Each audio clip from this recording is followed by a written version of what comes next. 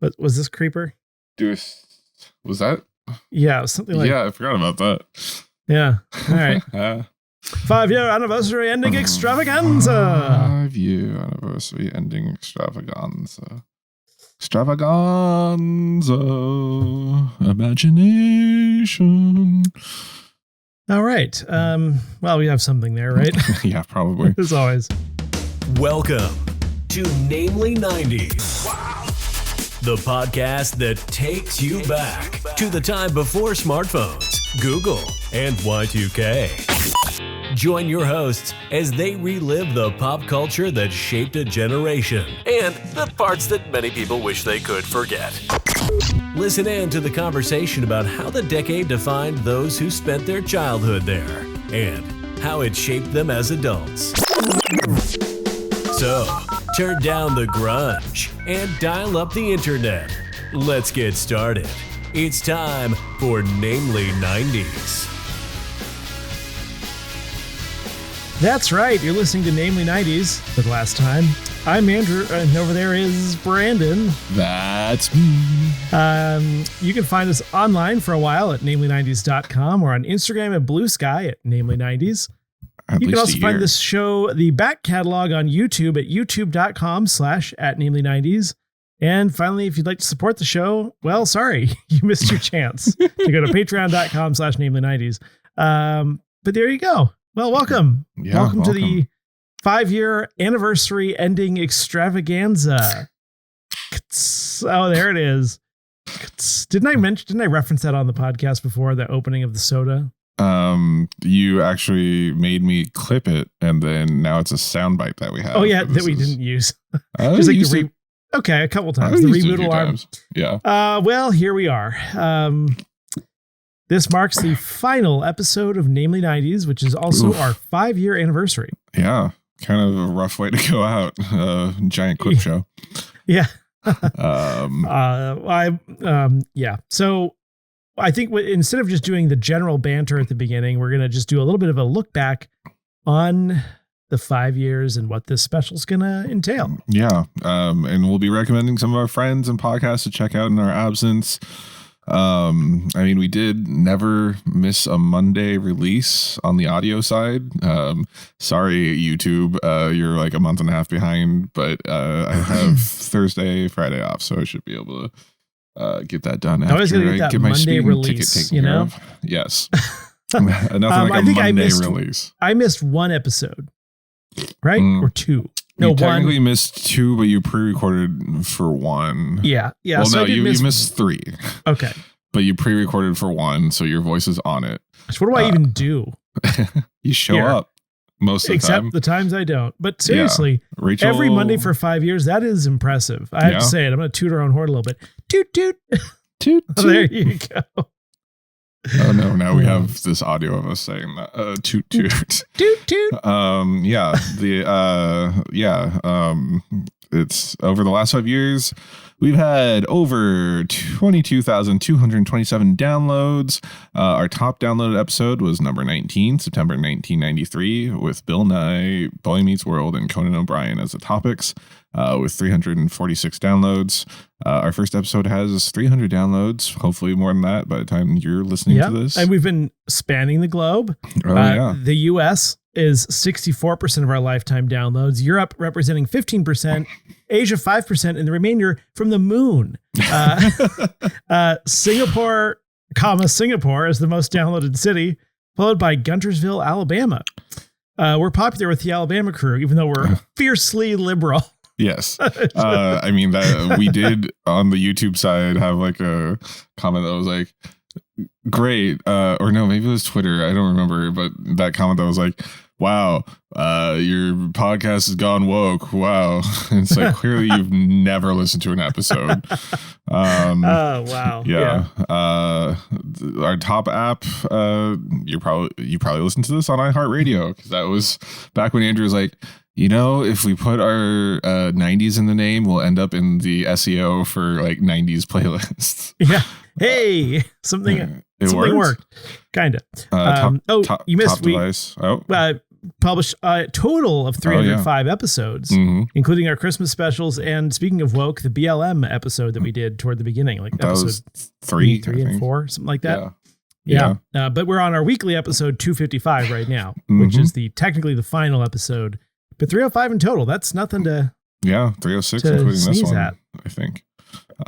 Dange from the Insanely Dangerous Retro Pod Show has listened to us weekly since we've known him. Possibly listened to every single episode. Wow, thank you, that's Dange. dedication. Yeah, we appreciate you, man. And then before we dive back into these 5 years, I figured we should start with the most recent one, unless you have anything else you want to say before we get into this. No, I think we should get into it because, TikTok. TikTok goes the clock. All right, this is year 5. Look back at the end of season 3 and all of season 4. All right, it's the first day of the rest of our lives. I mean, after the 4-year special, but mics don't always pull the best audio. You have to kind of finesse the best audio out of it, Yeah, which we're you do using well. the best mics we can afford, and then we but you see all these people with these trash lapel mics that they're holding getting good quality audio, so I feel like we have good mics. It's good enough. I like Rode. I've seen a lot of people with DJI these days for lapel mics, for the wireless lapels. And then you know what I haven't seen in a long time? Blue Yeti. Yeah, because they just look absolutely asinine. We can just get one of those Blue Yeti mics and all sit around it talking. Let's just get 3 lapel mics that we'll hold in our hands. We'll just pass around one lapel mic. I do have a lapel mic, and I might. I am a wireless. kidding about that. And given the fact that we haven't recorded an Shall episode I bring my microphone? Probably. Who knows how this turns out? Yeah, we're recording in the same room for the second time ever. Yeah, we did an episode, maybe 2021. Yeah. 2021, and it's weird. You're like, well, also the way I have it positioned here, like you're over there, I'm over here. Hopefully, like we're not being picked up too much by each other's microphones because they are pretty much directional. But like I'm facing the opposite way that I normally do when I record. Most likely to rule the world. Most likely to eat from the trash. Biggest head. I'm going to point out it's most likely to rule the underworld, which is different than the world. Just in case it affects your choice. Sorry, there's a microphone clipping. Biggest head. Your microphone's at your ears. Other way. Not my ears. Your ears. Your microphones are here. No, it's gonna cancel. They are. Yeah, I know. They already are. Okay. Can't. That's a fun video. Got all right. Zero claps on that. That one worked. Let's talk to our 70,375 friends out there that are listening to us. Obviously, they're listening to us. I just bumped my nose on my microphone. And get signed up for one of our support levels. Bring in the energy. Sorry. You may not recognize me because I'm on a real microphone, and real video. You're not being shot from like underneath. Yes, I have to look up at the camera. I just hit my head into my microphone. For anyone who's watching the video version, you would have to have all of the equipment to record for us. Do you have all of the equipment to record for us? We might have to jerry rig some things. And how many XLR mics do you have? We'll get the one. If you had two, well, I do have a lavalier that has an XLR input. Yeah, I could break out the other mixer. So I don't know, something maybe to come there, but I also have the Zoom 6 that we could record on. Yeah. You could rent one of those trendy podcasting spaces and do it there. I'm gonna take my microphone into the bathroom after we eat this Taco Bell. It's probably a good idea. And yes, for those of you listening on audio, Andrew has just done this entire episode from the bathroom, and as you can see over my shoulder, so have I. Not to mention old, cold Taco Bell. Oof. No, I do not want to use my microphone on my phone as a recording device for this. See, I was right. Whoa. I recall you liking Festivus enough to the fact that you said, yeah, I would watch another episode of Seinfeld. Yeah, and then I did, and I hate it. What do you think of the episode? Was it better than the Seinfeld episode? Yes. Well, I mean, I'm biased because I prefer the show to Seinfeld. That's right. You're listening to Namely 90s. My name is Brandon, and over there is Rachel. Andrew is stuck on a 6.5-hour drive. That's definitely taking longer than that. Would you like to introduce yourself? Would you like me to introduce you? See what you got. I would like you to introduce me. Rachel's the most awesome person in the world. She is I would say never listen to the podcast, but I think I've thrown enough stuff at her over. I'm Olympic champion. Yes. 7'4". 10-foot wingspan. Former professional WNBA coach. Weighing in at 395, but still effeminate. Welcome to season 4. Last week, my friend Rachel. 5? Season 4. Oh, you're right. Yeah, 4. This is year 5. We're in the middle of year 5. We're almost to year 5. Yes. Anniversary. You're correct. Okay, sorry. That's right. You're right. It is the 4th season. You're correct. Speaking of revenge porn, we're going to be talking about the Disney Renaissance today. Great segue. Thank you. Please listen to a word from these sponsors. MeUndies. I mean, if you're listening to this after we got free hosting for it post the end of the show, you did just hear some sort of advertisement. Visit simplysafe.com. Promo code. We don't have a promo code. So first of all, this was created by Merlinda D, a community contributor at ProProfs, and reviewed by, you guessed it, the editorial team, who didn't edit effing anything. And clearly didn't end up getting Sue Storm. Also, why did I have to answer the color question twice? I'm glad we did this because it was so bad. Oh man, the quizzes have been funny lately. Like the one, that really existential one about whether you'd save the Malaysian orphanage from arson or whatever. Mm-hmm. Especially like comedy comes in threes, and they went back a third time for that. Ooh, Fursona quiz. Know your true animal spirit. Well, rip to the max. Clarkson, Hammond, and May, and their adventures together. Yeah, well, we still watch Clarkson on Clarkson's farm and whatever new pub show he's getting. Rip to the max. Chris Christopherson. Can't tell you what he did, other than being a country star. And rip to the max. The lady. From Harry Potter. Helen Hunt. No. Dame Judi Dench. No. Dame Helen Mirren. I can't believe she's McGonagall. McGonagall. Do we rip to the mid? OJ Simpson. I hear a lot of things from my phone.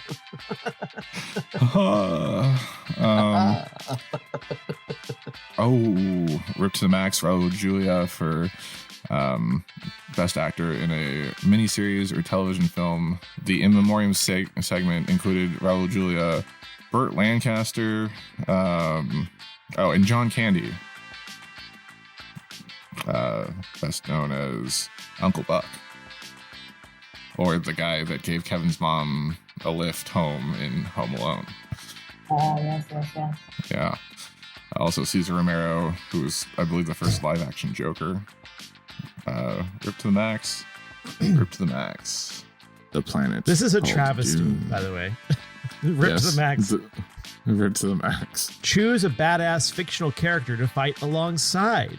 Black Panther from the MCU. Rip to the max. Yeah. Speaking of dead people.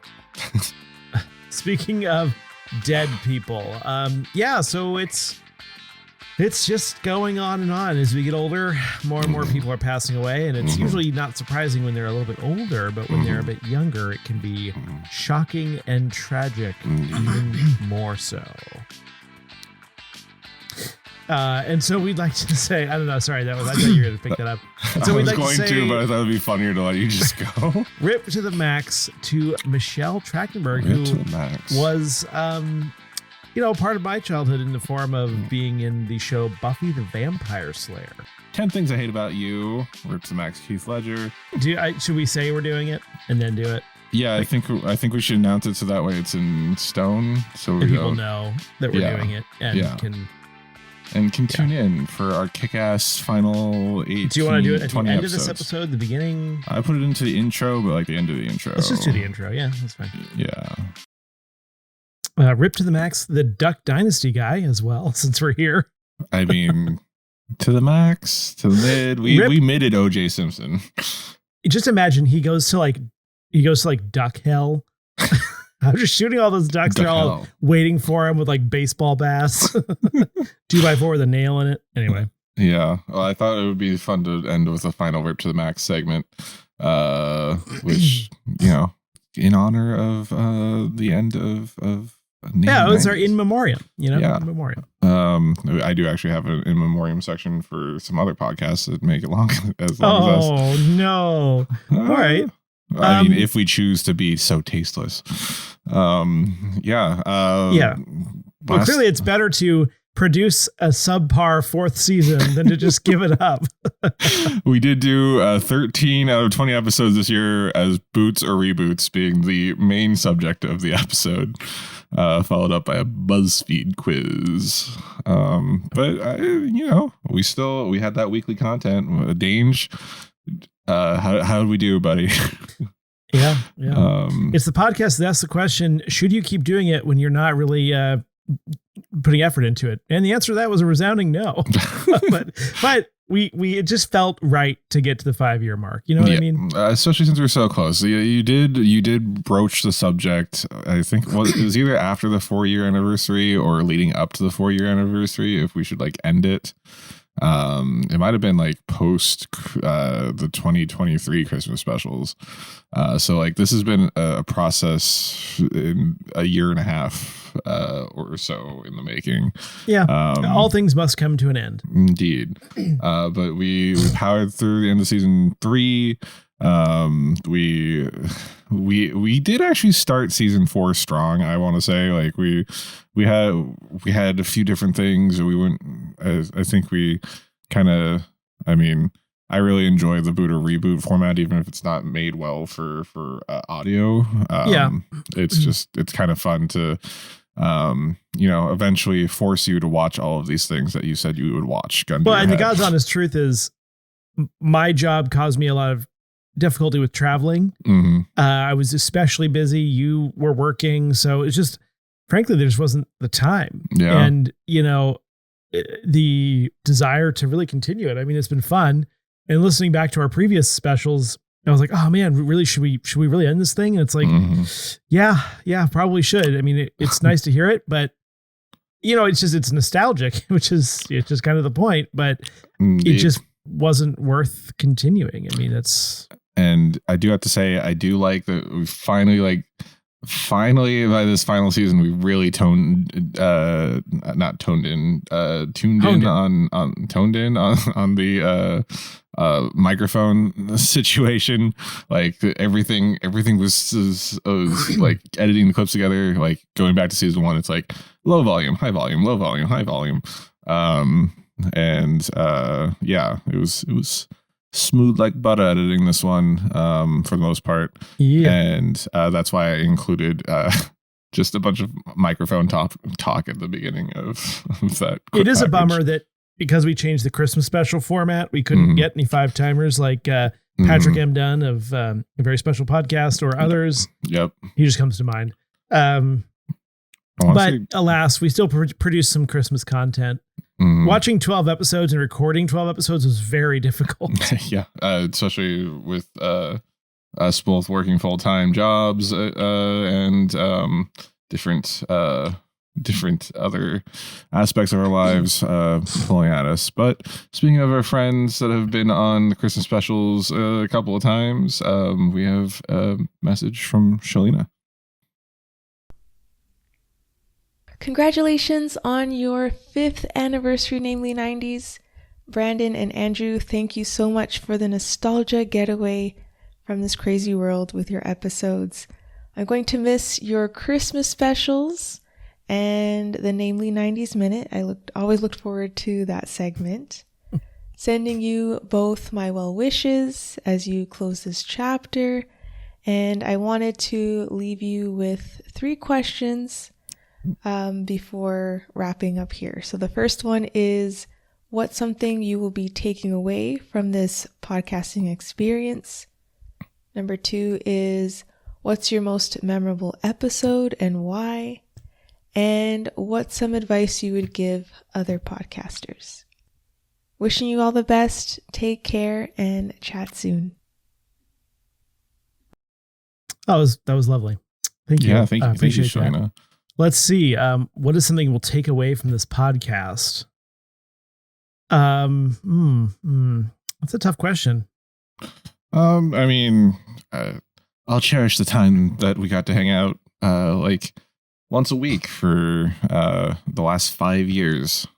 Yeah, I mean, I'll take away the fact that BuzzFeed is literally the worst website ever devised, and avoid it at all costs going forward. Yeah, that was, I guess. No, I mean, geez, what a key takeaway. Yeah, I'll be taking away like my editing skills on the audio side, and to like despise people that just buy a microphone and are like, let's make a podcast. No, I'm kidding. Yeah.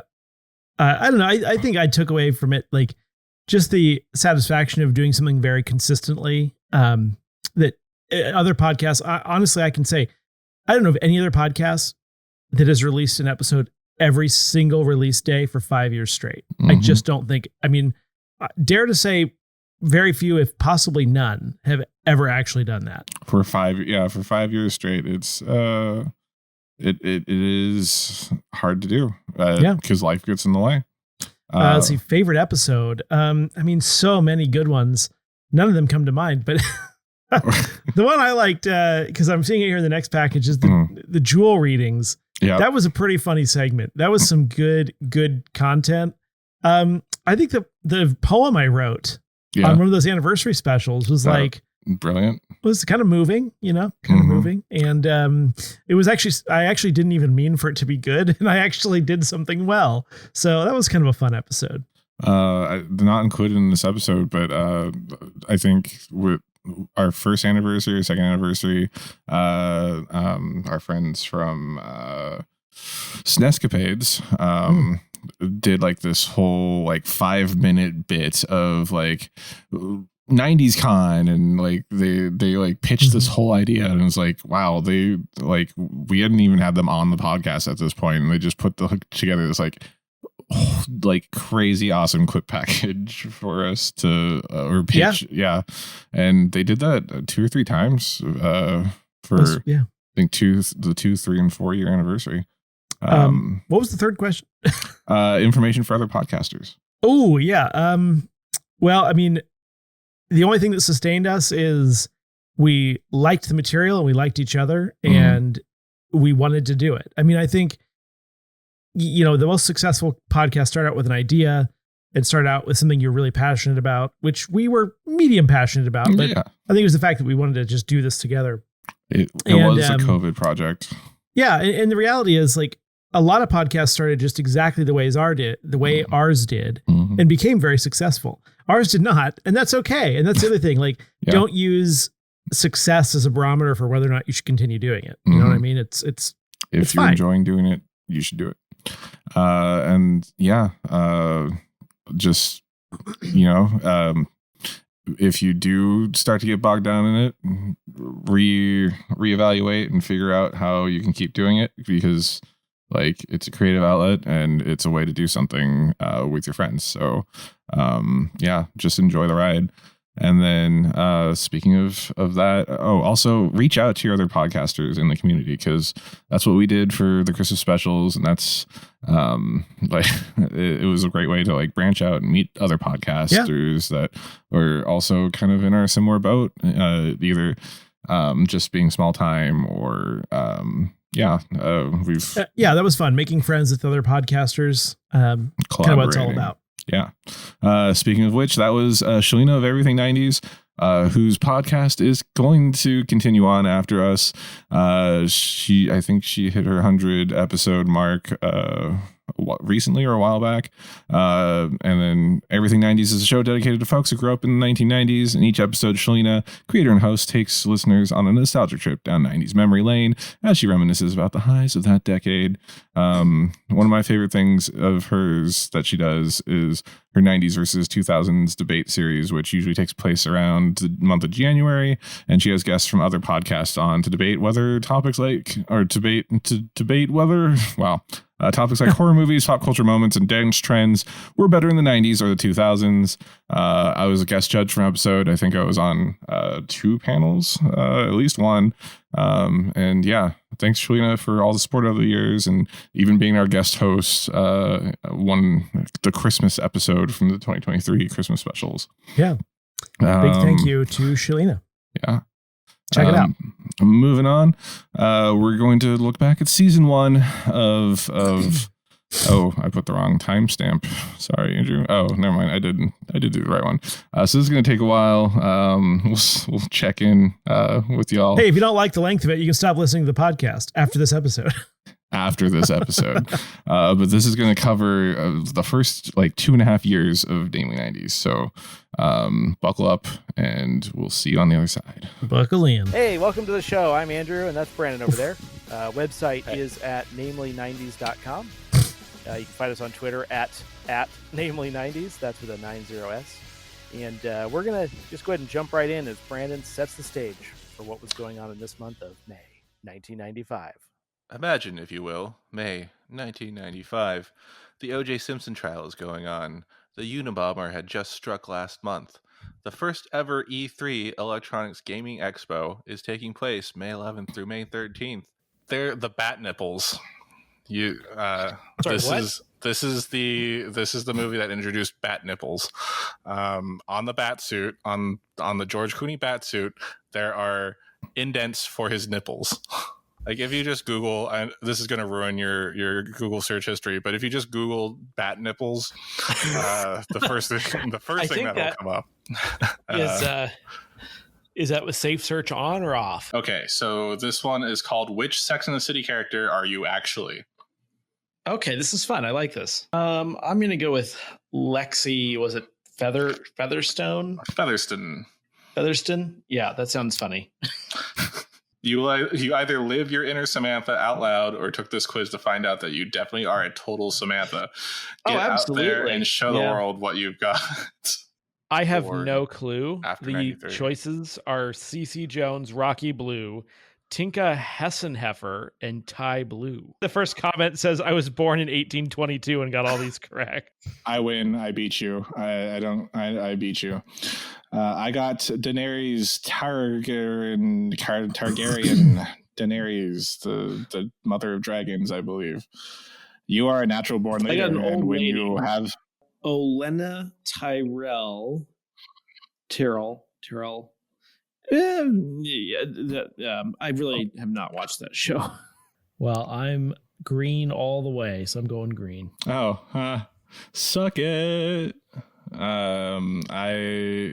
got Joey then. Yeah, how you doing? Wow. Who'd you get? Why don't you guess? Phoebe. Okay. I got Chandler. Will the BuzzFeed quiz be fun for people? Yes. It's called Build a Sandwich and Find Out Which Saved by the Bell character you are. It's better if it's just a bagel and schmear, but schmear. I'm going, you know what? I hate to say it, I'm going white. Choose where you want to eat. A school cafeteria, a playground. Yes, I want to, as a 30-some-year-old man, to go to a school cafeteria and enjoy my lunch. And I got Kelly Kapowski. Well, now I need to know if you just get whoever you chose at the end. Every time we fly on Southwest, they do a barrel roll, just for no apparent reason. No, just kidding. Pick a spice. Cumin, paprika, cinnamon, ginger, catnip, and old. Is catnip a spice? He says after realizing the last one was old. It's an herb. I got a GIF on mine that says, when I came into my mother's womb, I screamed girl power. The offspring of Buddy and Molly go on an Alaskan adventure. Cold Buddies? Yeah, you're not going to get this one. It's Show Buddies. Okay. The next one, the buddies tag along for a field trip to the Space Museum and accidentally walk aboard a rocket ship. Space buddies? There you go. Oh my gosh, the pressure. I'm going to go yes. You got that right. Ding. Well done. Yes. I never get any of these things right. And we're going to play a quick game. And I was confused as how that worked. I'm going to give you a list of, I believe, 12 names, and you are going to guess the 4 names that make up her actual name. So my game is called Trump or Palpatine, because I'm a Star Wars fan. And you asked me to do this, so I spent an afternoon collecting... Trump and Palpatine quotes. Yes, sir. Nobody knows the system better than me. Nobody knows the system better than me. That's Trump. It's got to be Trump. That is Trump. And my favorite thing is that your impression of Trump is horrible, but your impression of Trump of Alec Baldwin doing Trump is actually pretty good. Yeah. Thank you. More than 2,000 years ago, a brilliant star shone in the east, wise man, traveled far, far afield. Or, more than 2,000 years ago, a brilliant star shone in the east, wise man, traveled far, far afield. I'm going with Trump on that one. You're correct. Ding. All right. Moving forward. This is hilarious. Oh man. So we've solved the mystery. Cat dog poops out of the bottom spot on its body. That's just actually a large prolapsed anus. Yeah, well, and like birds just have a vent. So I imagine cat dog just has one singular central vent. And by vent, you mean cloaca? Yeah. So it's like, how are you supposed to clean that up? I don't know. Merry Christmas to me and pretend like you're doing it live. I've got this. Amazon.com was kind enough to wrap this for it's all me. Christmassy. Yeah, Fancy. very Christmassy. It says, Merry Christmas. Don't open until recording the December 25th episode from Brandon. And it also said jackass at one point, but I don't know why. I think that's on the card that came inside the package. Oh, good. All right, let's see what we got here. Just remember, we're a 90s nostalgia podcast. It is A Book of Poems, A Knight Without Armor by Jewel. Oh my gosh, yes. I love this. But now how my belly hollows and aches, craving seed, craving kisses. But craving seed? Really? And sow your golden fields of wheat in my womb. Boy, this chick's super sexed up. I'm just saying. Andrew's written his own special yes, Jewel I poem. have. Yeah. Basically, what I did is I just typed like 3-word lines and looked at a thesaurus a lot and ended up with sort of a poem. It's kind of serious. From the aspect of being a horny teen? Not exactly. It actually is about the podcast 1-year anniversary in a way. You'll see. It's a bunch of rambling nonsense. Okay. I'm a little embarrassed. Right. This poem is entitled Anniversary. A humble beginning, the fleeting ideas of friends. Each day, a cobblestone in the meandering path of life. A seemingly daunting journey truncated by the passage of time.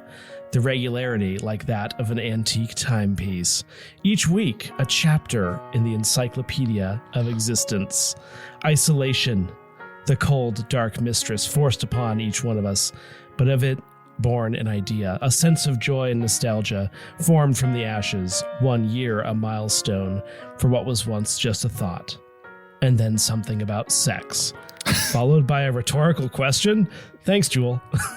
Thanks, Jewel. The end. Wow, that actually started to get to me, and then like every other Jewel poem, it immediately took a turn at the end. I also wrote a poem, except I was tasked by Andrew to make it out of poems that he's already read on the podcast. So here's the poem. Too many nights. It's been too many nights of being with. I'd sit on logs like pulpits, trying to remember the veins behind his eyes. A gay man is sitting in a hotel lobby smoking a cigarette. Now how my belly hollows and aches. I'd like to paint my poems with desert-tongued clay. Simple hands cannot change the fate of humanity. Should I fear you? They're calling it the XP100, but it's a remake of the original Super Joker 100, and it's only $15. So I may have watched a few reviews on it last night. I see it here. I just say the highlights on Target: air pressurized continuous blast. That's me after eating like a bean burrito. Oh, jeez. And then the last point, I'm not gonna say anything on this one. I'll just say the words. It says fill, pump, and blast.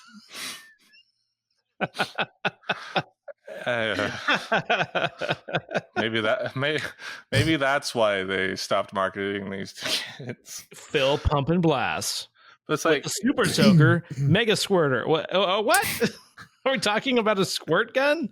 From those years, I think that Helen Hunt is Jodie Foster at times. Like, was it Helen Hunt or Jodie Foster that starred in Mad About You? They have a similar quality somehow. Personally, I prefer As I Lay Me Down, but I wanted to read you the lyrics of Damn, I Wish I Was Your Lover. This monkey can't stand to see you black and blue.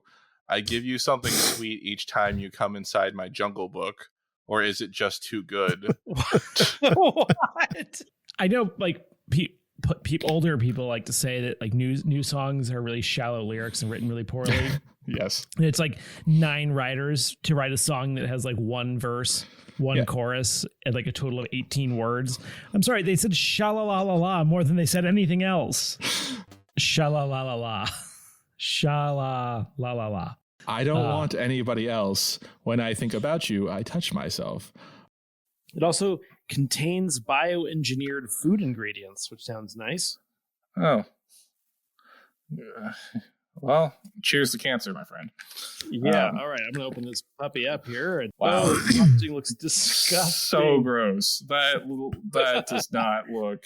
Oh. I'm going to take a photo of this. That's definitely spooge if I've ever seen. I'm not seeing before. A wrinkle. I see one. Mine has 2 blue dots. One's definitely submerged, and I think there might be a pink one as well. I'm going to try a cookie first. Oh, is it because it's been sitting in my house for... No, mine is in my car. Yes, and I figured we'd talk about that after we do a Szechuan sauce taste test. I've bitten the end off, and I'm now eating a bugle. A spicy ranch bugle. Oh my gosh, that is spicy. This is a small moment of joy, which turns into a prolonged moment of joy, which then turns into self-loathing after you've eaten the entire bag. Dude, these are like all the songs that I can just like remember listening to in my parents' car on Star 101.5 with Kent and Allen in the mornings. Kent They're finally retired. Yes, you brought that up last time. We had this exact. I think you said that literal sentence. I'm more angry about Catch Me Outside Girl, Bad Baby, spelled BHAD space BHABIE. I don't like that at all. Cash Me Outside. So more timely references here on Name By the way, Ron News. Popeil did die last year. I need to tell you. And something else. The ShamWow guy. No, that's it. Can you look up if ShamWow guy is still alive? ShamWow guy is pretty young. Yeah, but do enough cocaine in your heart. Yeah, living the life in the fast lane with the ShamWow. Because there's the iCarly reboot is coming back on June 17th, and she's declined to be in it. Does that mean so they're bringing the iCarly back, the upgraded version? Does that mean they're taking away the headphone jack?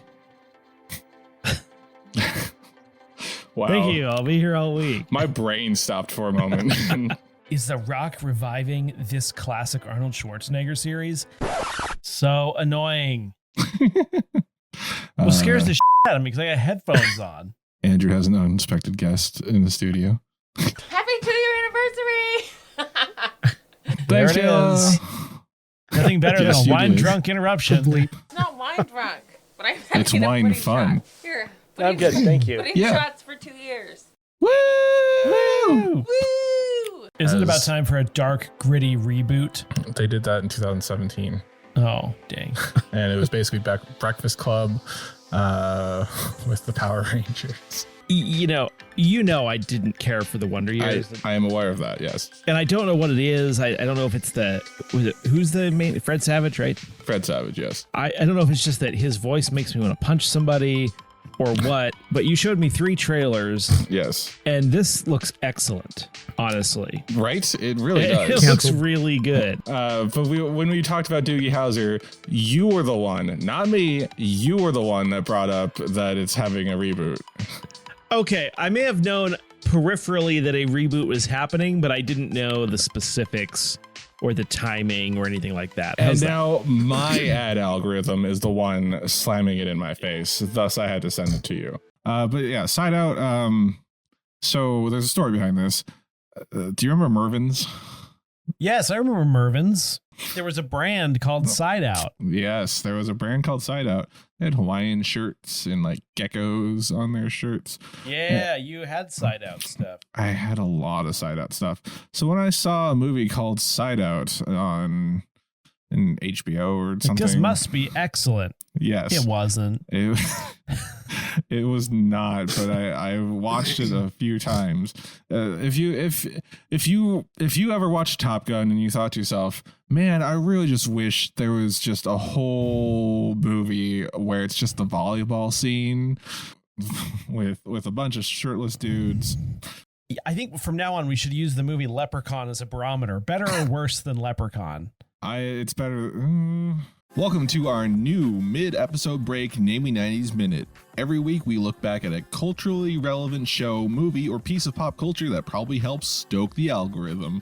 This week, in honor of Superman and Lois' Season 2 premiere on the CW, we are taking a look back at Lois and Clark, The New Adventures of Superman. At Scream, at the 1998 direct-to-video sequel, Casper Meets Wendy. At Pokemon Red and Blue for the original Game Boy. At the less gritty original, The Fresh Prince of Bel-Air. At the 90s classic, She's All That. After disabling the nerve gas missiles and defeating the terrorists, yes, white Americans can still be terrorists, not the bees, lets Dr. Henry Jones Sr. ride off into the sunset. To make sure that her stalker doesn't play video games with her brother all day, she instead goes to the beach with him. Normal. Yeah, wearing overalls to the beach. See, that's the thing. Like, overalls. I get that she's not like attractive, and they have to make that the case by her wearing weird things. Mm-hmm. But like, I still think going to the beach, you would wear something like fairly normal, even if that was weird. Something flowy. Yeah, or like a muumuu. Muumuu, Jesus. At number 1. Being contradictory to our list, he wrote Mira Sorvino. Bogus. She's nobody. Come on. No, I'm sorry. I went to my 10 year. Did you go to your 10 year? No, I considered it, and then at the last minute, I decided not to.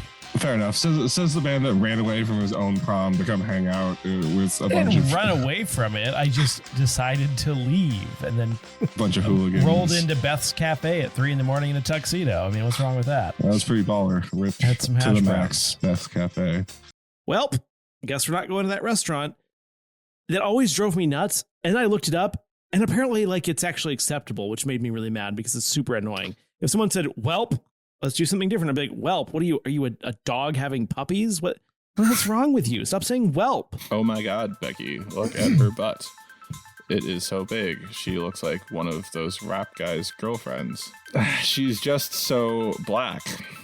Okay. Wow. This is in quotes, might I add. Also, having a big butt doesn't make you a prostitute. Can I just throw that in there? Jeez, and if you're a prostitute, that's fine. Sex workers, that's a thing that you can do. I like big butts, and I cannot lie. The big thing in the chat, I know we prepped and watched this movie and whatever and put ourselves through this, but we should just jump on the new trend, smash or pass all 898 Pokemon. But also, we're just gonna say smash or pass. Smash for sure. Yes. What is smash or pass? Am I too old for this? Well, yes. Yes, but how do I advance to the next one? Oh, here. Ivysaur. Yeah, it's a smash. Pass. I like how you're taking this seriously. I just wanted to throw you for a curve. Venusaur, pass. Oh, Venusaur's a chonky boy. Yeah, he's a hefty chonker. Oh, Lord, he coming. What's next? Charmander or Squirtle? Charmander. I mean, you got to smash. Okay, we don't have time for this. We don't have time for this. Okay. I'm sorry. Now I know what it is. I'm excited for this. Okay. Okay, to be fair, I don't use any of the apps where you smash or pass, so I didn't even know what that was. Sweet, innocent Andrew. While we were listening to this, it finally dawned on him what smash meant. He didn't mean it. Hey, Charmander, you gotta smash him. Oh, yeah. I'm getting excited here. That was the last phrase I said. I didn't realize we were on Pokemon Tinder. At the end of is Einhorn, Einhorn is Finkel, and then Ace has the realization because she kissed him at one point, and then spends a good long while eating a lot of chewing gum, crying in the shower. It doesn't have a good look in 2022. Do they end up shooting the dolphin and planting a knife on it? No, dolphins are considered white in this universe. God, 2 years. Can you believe it? I can't. No, it's literally unfathomable that we would be able to sustain this for 2 years. But let's be honest, it's because of Brandon's sustained effort and nothing that I've ever said or done. You show up and you look pretty. Okay. Hey, I made some notes. Okay. I just want to reiterate, the very first episode was recorded from my car. Oh, yeah. In the parking lot of a local grocery chain called Yokes on this like horrible Chinese gaming headset that I bought from Amazon, and, like using tethering. Yeah. That was our first episode. Yep. Yeah, that part. That was wild. Shalina asked what my favorite moment was. My favorite moment was during the 2nd year anniversary special where I discovered that you didn't actually know what Smash or Pass was. I did not. And then realized that you said Smash to all of the Pokemon that we did. I mean, listen, that's legal in some states. I just want to say the whole Jewel poem, it kind of feels like it should have been the start of my like Henry Rollins style spoken word career. Because, you know, and really, I think every poem should end with the phrase, "Should I fear you?" I have to wonder why did we just give up on the Jewel poems? Because that was, we got donated. Yeah, that too. But that we stopped after, I think we only did like a 6-month run after the 1 year anniversary. Well, we kind of got through all the ones that were funny. The rest of them were just kind of pathetic. And easy to read. Speaking of poetry, one of my favorite moments was definitely the Sophie B. Hawkins lyric reading. Damn, I wish I was your lover. My absolute favorite part of that clip package, I think from one of the previous ones, is where why is she talking about being his mom? Because she like literally references being his mom in that episode. I'm like, no. Being his mom, but also letting him come inside her Jungle Book. And it's about the whole Smash or Pass thing. Like, just to illustrate how out of touch I am with pop culture, I figured out today that the PI in Magnum PI stands for private investigator. Wow. Also, why was Magnum PI on in a sports bar? That's what I'm trying to figure out. Was it the 80s Tom Selleck version or the reboot? Yeah, no, the 80s Tom Selleck version was over here. And I Dream of Jeannie was over there. Like, what are we doing here? It was like that time that I was in a quesadilla restaurant in the middle of the day, and there was just like Baywatch re-edited for like the big screen, and it was just like, why? Can we go back to the phrase quesadilla restaurant? Yes. There are multiple of them here. All right. So let's reflect. So our first outtakes intro, like I always preface the episode with some outtakes of us. It used to be outtakes from the episode. Now it's just like us chattering beforehand. We didn't start that until episode 16, and it didn't like take full, like it didn't return again until episode 20. Just little facts, unless you actually wanted to reflect. I have facts. No, just little facts would be good. Yeah. Our first post outro funny was episode 21. When you did the "What's up, dog?" When I did the, I said "up, dog," and you're like, "What's up, What's dog?" up, dog? And No, not you. Yeah, and I was so excited I just glazed over it. And that was episode 15. At episode 15, you did the Sarah McLachlan thing, post me saying next time, where you're like, for just $1 a day. Mm-hmm. But we didn't make it a regular thing until April/May, around episode 46 with the "It's just been revoked" Family Guy. Yeah. Fun. Which I still reference many times. You literally, like, you sent that to me as I was like writing this down in the notes. It took us 2.5 years to get through all 120 months in the 1990s, because during year 3 we started doing specials to kind of draw, like, to make it fit to that we would go up to the Christmas specials and then pop over to season 2 once we got into the new year. So we had 9 extra specials plus Podcast of Horror 1 and 2, and the Christmas specials. The Christmas specials don't count towards it. The Podcast of Horrors did, et cetera, et cetera. And finally, my pet project, we introduced Namely 90s Minute during episode 84. I did over 137 episodes of Namely 90s Minute. You did one for, I think it was the 2-year anniversary special. I had you record one that kind of about Namely 90s.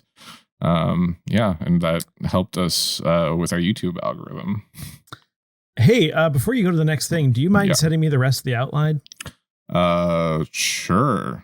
It just ends at "Put your pop culture past to the ultimate test with the nostalgia test." And then it's just 3 blank pages. That's interesting, because yeah, I did send you. Oh, actually, no. The second page after that just has one word, the word "with." And then the next page down has some like messed up lines at the top and then nothing. Maybe you should open it in this Word? Inside Baseball is really doing it for people, I'm sure. Did you just open it as an attachment, or did you open there it is. No, I got it. It documents. Works. Okay. The way I've looked at them every single time since we started this podcast has been through Google Mail, I'm aware. And this one doesn't work. Infuriates me to no end. Well, no, I mean, I just look at it. I just look at the outline there. What's wrong with that? Well, sometimes doesn't load correctly, apparently. I've never had to do that. Anyway, I have it. We're good. Okay. And then, any thoughts about season 1? No. I'm season 2.5 years. Just, no. Well, I mean, it was half of our podcast. Yeah. I mean, it was good and bad. I think the benefit was that we always knew kind of what era to talk about. Mm-hmm. Sometimes it felt like we were kind of limited on what we could talk about, but what that clip show tells me, or that clip package tells me, is that we didn't let that stop us going off on random tangents. That just the randomness that occurred is so funny. That's a great point, because at no point did in that clip package did we have any factual information of these survey episodes, because we tried to focus on 3 topics. I would start out by like listing, I think we did like we went through pop culture events that like at least interested me, and then we talked about what was on TV, what was in the movie theaters, and what was on the Billboard charts. And then you and I from there in the episode would be like, okay, let's talk about these 3 things. And then that would be how we divide up the rest of the time for the episode, which you're right, was really, really helpful in like being able to, like, these 120 episodes, we know what we're doing. Yeah. After that, we just sort of flounder. Yeah. But before we get to the season 2, let's watch a little message from our friends at the Nostalgia Test. Hey, what's up, Andrew and Brandon from Naming 90s? It's what's up? Man, you totally burned the whole microphone out. Your voice just like vanished. Like, I mean, happy 5th year anniversary. 5 years, man. That's awesome. 5 years. Yeah, I mean, yeah. Good job, guys. Kind of like us. We're getting there to 5 years. Close. And it says goodbye for now. I mean, we're going to miss you. Brandon, we had you on for the Power Ballads episode. Everyone check out Power Ballads and the Nostalgia Test podcast. It was a great episode. It's going to be like, Jay-Z back in the day, like they retired. They're not, they're coming Black back. M. They're coming back, bro. They're coming They're back. going to have it. We know you come back. And here's why. They're coming back to the 45, 23 to the 45, and then they're going to go back to the 23. Yeah, because you have to have us on.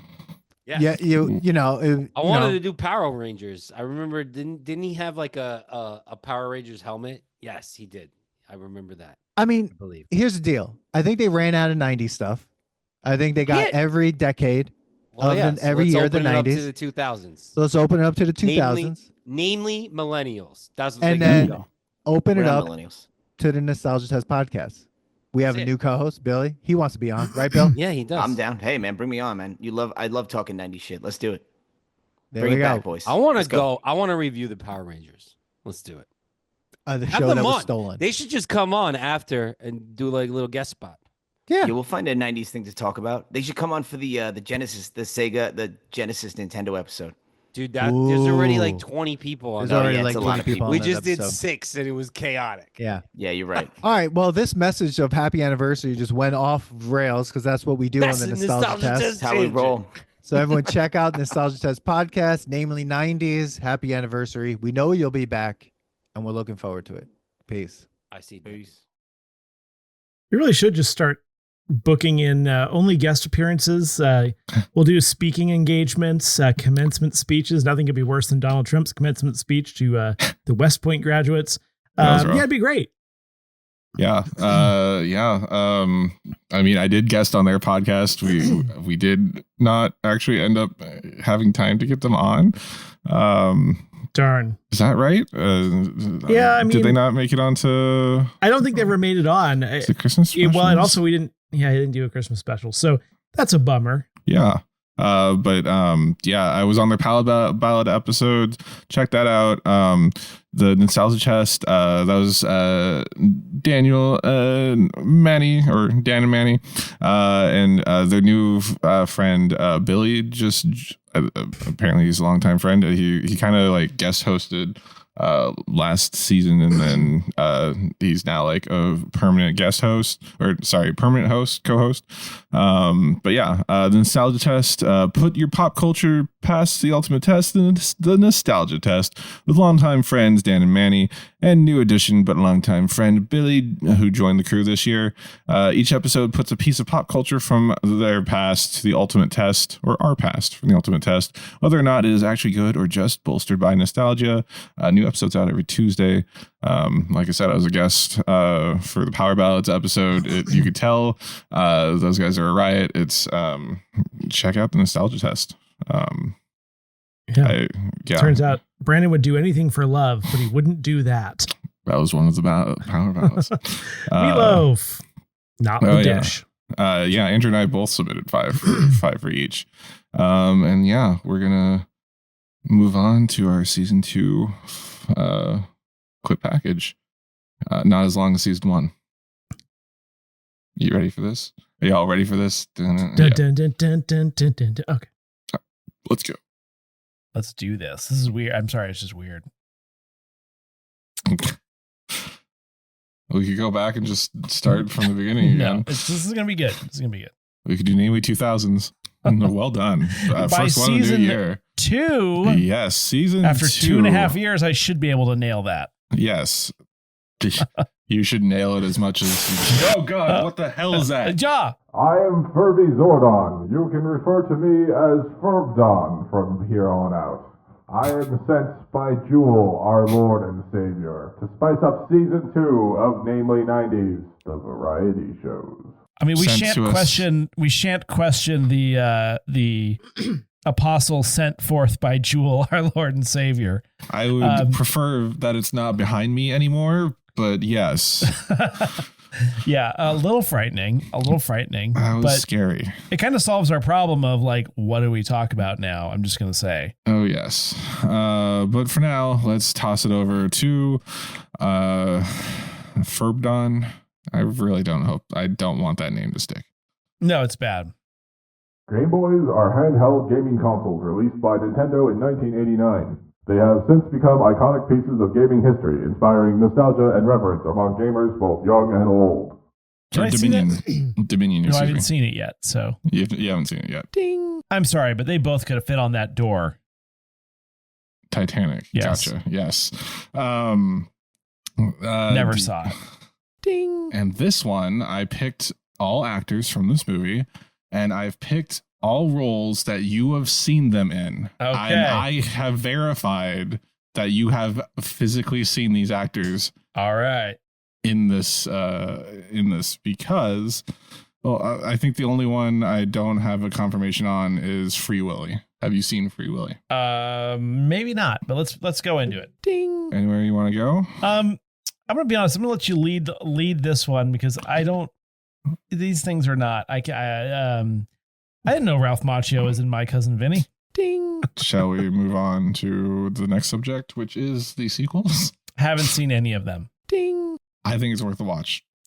I guess also, I mean, this further illustrates the point, as we talked about in the last episode. Don't really like fantasy genre. That's probably why I didn't watch it. It's Peter Pan. Yeah, I guess that's a good point. But it's I feel like it's coming off. Did you not watch like Disney films as a kid? Some. I do remember I watched the live action part of the live action Peter Pan.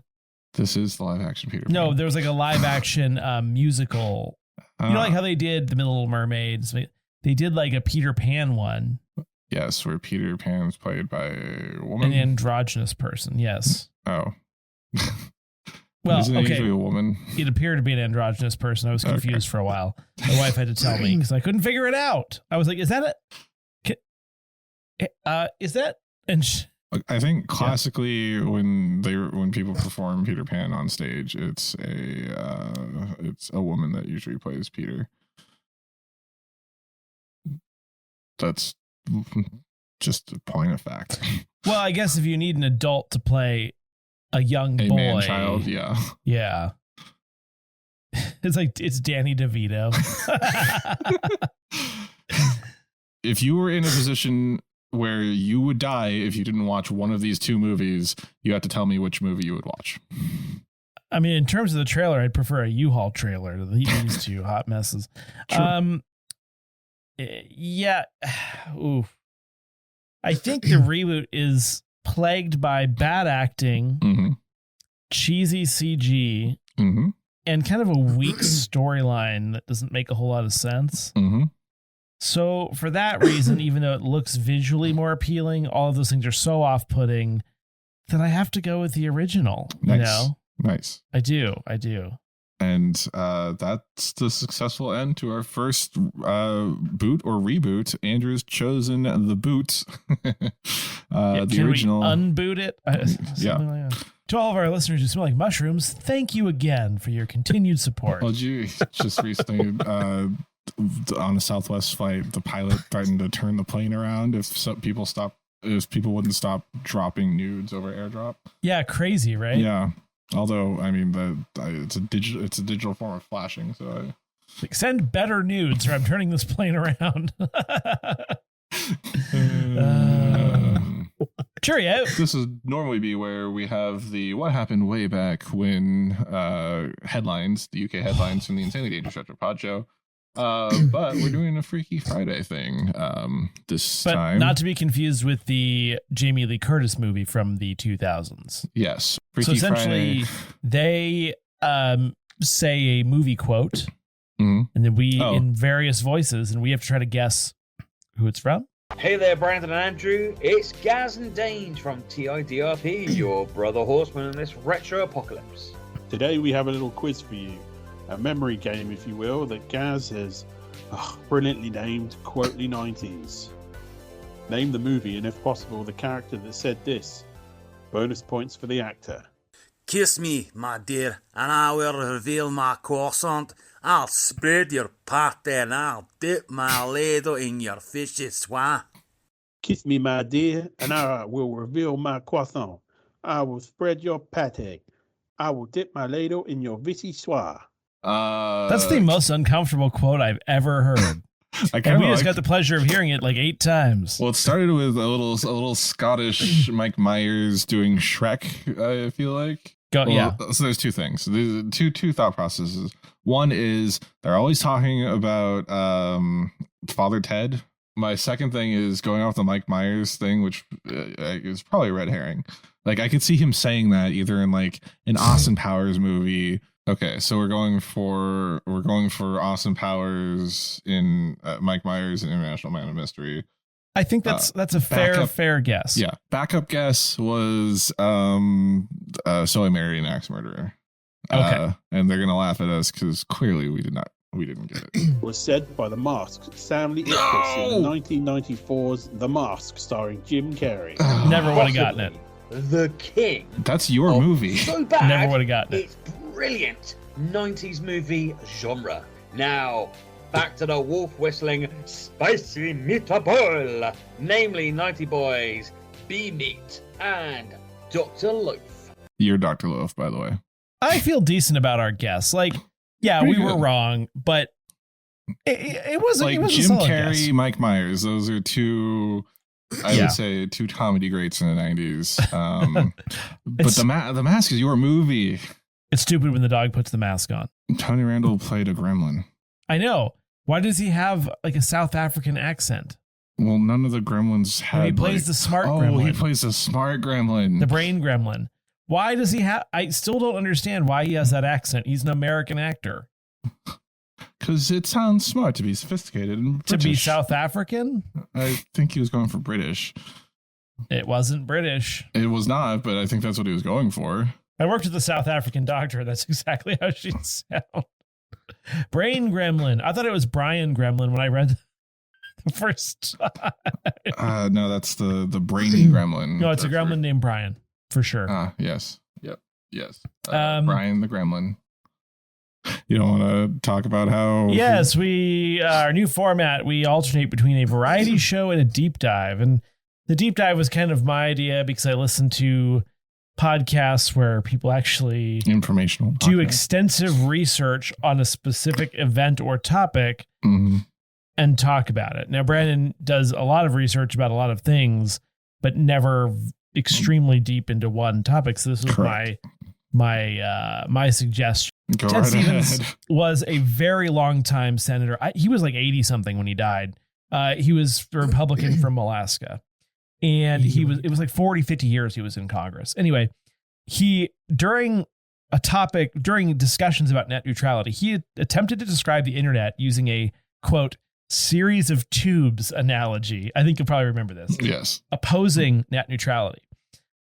Obviously, when you're 80 and you use a metaphor like that, people are going to widely ridicule it because he displayed such a limited knowledge of the internet that it was ridiculous, especially considering that he was leading the Senate committee that was responsible for regulating it. I didn't really think of a good title. I feel like Andrew would have had a good title for this episode. I absolutely would have called it Phil Pump and Blast. We've brought you all here today to do another deep dive. And this week, in honor of the release of GoldenEye 007 on Nintendo Switch Online and Xbox Game Pass, we're going to be talking about GoldenEye. We're going to be talking about the Sony PlayStation, which is a console, aka the PS1 or the PSX, which was its development title. ER is an American medical drama television series that aired from 1994 to 2009 with a total of a whopping 331 episodes spanning 15 seasons.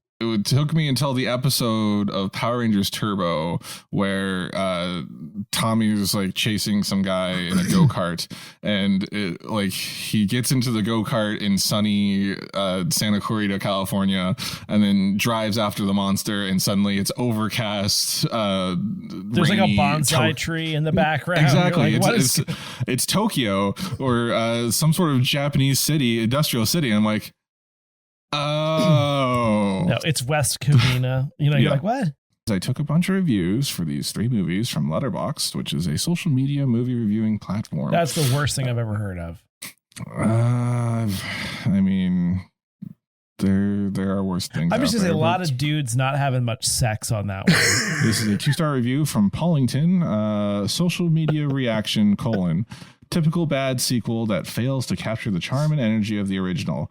A nothing story wrapped in wocus pocus cringe. That is a review for Hocus Pocus. Wocus Pocus. Wocus Pocus. I like how what you're doing is just revealing that you're a racist in your review. Right. 3.5 stars from Nat. I had a smile on my face the entire movie. The first one is iconic. This one could have been a disaster, but ended up being quite entertaining, a worthy sequel. What movie is that It from? sounds like Batman Returns. Final answer? Yes. That is incorrect. That is Hocus Pocus 2. I'm going to say something here. Yes. 84 years of Batman. I think it's time to hang up the cape. Cowl is whatever. Like he also has a cape. That's true. But I think it's time to hang it up. Also, it's not the late 1930s anymore. Like Batman. That's just, it's so uncreative. It's ridiculous, you know? But back then, nothing had been invented yet. So it was very creative. That was season 2. We added some new fun things in there. Yeah. The letterbox reviews, I thought those were good. When it just devolved into you sneaking in Hocus Pocus 2 reviews, that was also very funny. I mean, once I knew that you enjoyed the Hocus Pocus 2 stuff, that was very, very amusing to me. I will say I got a little overly ambitious with the deep dives. Like conceptually, it made a lot of sense, but conceptually, I just didn't have the time or discipline to do the research. Mm-hmm. So, whoops. But I think it started strong. Yeah. Your what was called the web, the World Wide Web one. Mm-hmm. I did the Super Soaker one, which I did Story Circle, and I was like every one of mine I tried to do the Story Circle and like tried to put it in a way that like made sense. And that's what I call the FPB episode. Fill Pump and Blast. We named it that. Worst slogan ever for anything ever. Yeah. Let's see. The Ferbdon that clearly sounded nothing like you except in every way, shape, and form.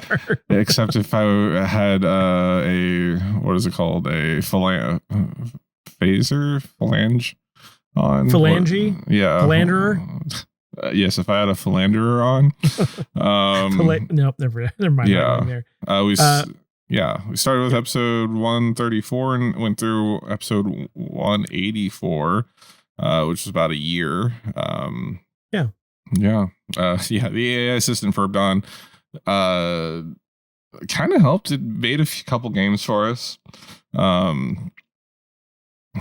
We gave, just like the Jewel readings, we gave up on Ferbdon by the 6-month mark when we hit the 3-year anniversary special.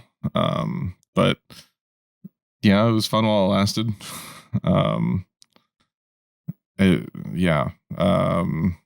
I think that was our first Letterbox reviewed games.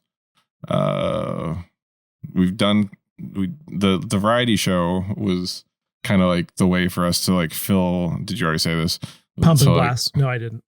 The variety show, because we each did a deep dive per month, you and I, and then in between our deep dives that we'd switch off for, we had a variety show, which was kind of more like kind of based off of what season 1 would have been if we had no direction.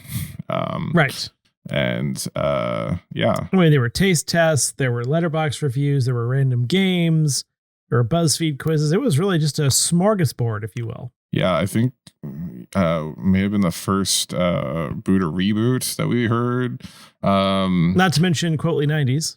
Quotely 90s. Because we forgot to mention in season 1, towards the end of season 1, we were collaborating with the Insanely Dangerous Retro Pod Show once a month, where they would like talk about things that were happening in whatever month we were recording for, but what was happening in the UK headlines, and then that would kind of lead into the following week's episode for them, or later in the week. I think they released on Thursdays back then, where they would their episode would be based off of something in their UK headlines. So that was fun, synergistic. We had an atrocious record at Quilly 90s. We just never got it right. Yes. Like once, twice, maybe. I don't know. It was not much. A couple times we started to hit a stride, but then I think but then they went back to obscure British television. No, they didn't actually do that very much. No, like we in our heads we psyched ourselves out every time. It was like, True. except for that one time where it was like a pop song that we'd never heard of. But yeah, it was fun collaborating with them and kind of like making our two shows synergistic. Gaz called us the 4 horsemen of the retro apocalypse. But yeah. Should we take a look at some of our reviews? Yeah, let's look at some of our reviews, because we always promised that we would read reviews on the podcast, and I don't know if we actually ended up doing that. I don't remember promising that, but here we are. I mean, we at least said it at one point. All right, let's see. We have the most recent one is from Zombie with 2 Z's and 4 E's. Spot on 90s nostalgia. Love all the nostalgia crossover chats on this pod. Really creative and a fun listen. Kind of awesome. Don't know who Zombie is. Yeah, thank you, whoever that was. Yeah. This one, a couple years back, I think after, I don't remember when this was. Sweet Nostalgia Juice, 5 stars. Oh, the other one was 5 stars. This is from Chase Keys. A really fun and funny look back at a random month from the 90s. This is a fun show that is really boosted by the long history of friendship between the two hosts. I recommend this show for anyone who considers themselves a 90s kid. Very nice. This one is from Rocky Powell. Crushing it, 5 stars. These guys rock from one podcaster to another. They are authentically themselves and bring me all the 90s nostalgia that I need. A must listen. Very kind. Too kind. Absolutely. This one is from Corey from That's Basically the 80s. A great podcast and cool dudes, 5 stars. I got the chance to guest on their podcast recently, and I really wanted to give this review and show my 5-star support for them. If you are in the mood for a 90s binge, then check them out. And then last one, 5 stars, and these are all from our iTunes, Apple Podcasts reviews. 5 stars from Os. This was, in all caps, glorious. It makes me, all caps, sick. Okay. Yeah. Sorry, that 1 star. That was actually a review for Hocus Pocus 2. Now we have a message from our friend Scott Murphy. Hi, this is Scott from All 90s Action All the Time, the best Scottish-born, New Zealand-based 90s action movie podcaster on the internet. Granted, I'm probably the only one too, but I guess that's beside the point. Make sure to check out new episodes every month. Getting it all wrong. Last Tuesday of the month, we look at 90s action films. This year we're looking at films from 1995. But enough about me. I'm sending this message to congratulate Brandon and Andrew on 5 years of Namely 90s and commiserate that they are bringing this show to an end. As I've listened for many years and I've thoroughly enjoyed the podcast, as well as being mightily appreciative that they invited me on a couple of times. So thank you guys for 5 years of Namely 90s Minutes, BuzzFeed quizzing, dual wisdom, Brandon hilariously forcing geek media on Andrew that he clearly didn't care about, committing to that Hocus Pocus 2 letterbox review bit, Andrew just generally not liking anything, and of course reminding us of all the 90s things that are totally super problematic now, as well as all the things that make us totally nostalgic for the decade. I also look forward to learning whatever you do next if you return to the podcast game. Even though, as Jeremy Clarkson fans, I do fear that you'll take a heel turn into anti-woke grifterdom. But it's just a fear. It's okay though. I'm just kidding, guys. Obviously, I love you guys, and I hope you enjoy your victory lap on this closing anniversary episode of yours. Great message. I truly like nothing. I think all this podcast has done is reveal that I just have no joy in my life. Apparently, there are things I like, but I only like a select few things, and I just always go back to those things. I don't branch out. So fair, yeah. Thanks, Scott. We had Scott on. He wasn't a 4-timer? I think he was a 2 or 3-timer. Yeah, I remember him being on a few times though. At least, yeah. And I was on all 90s action all the time 4 or 5 times. I think I did 3 out of the 4 Pierce Brosnan Bonds, or maybe 2 out of the 3 90s ones. Yeah, Scott was a good guest. I think we had a good synergy between the 3 of us. It was always pretty funny. Yeah, I enjoyed those episodes. I actually remember that. Absolutely. And then All 90s Action All the Time is a podcast celebrating the best, worst, wackiest, forgotten, and all things in between of 90s action cinema, hosted by Scott Murphy. You heard him say it, but they do a monthly release now with a guest host, and you kind of really have to queue in early because 12 episodes of the year. If you're trying to guest on that show, you gotta respond right when he releases that guest list inquiry.